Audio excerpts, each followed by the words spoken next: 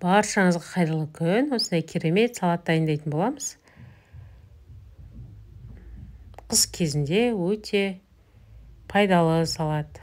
Ол үшін бізге қызылша, грек жаңғағы және мүйіз қажет болады. Қызылшамызды теркеден өткізіп аламыз.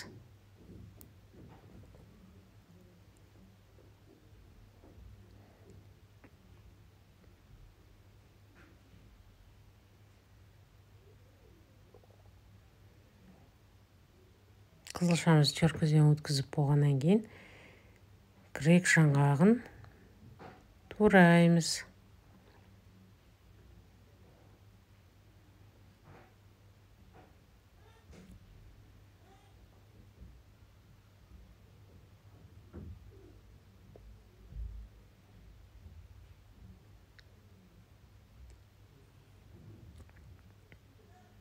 Осылай мінекей турап аламыз.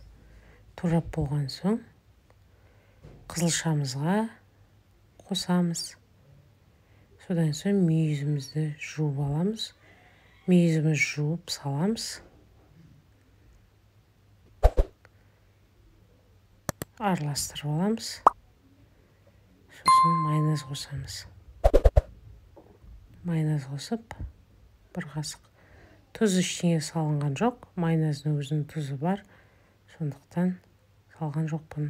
Майонезімізді салып, осылай араластырамыз.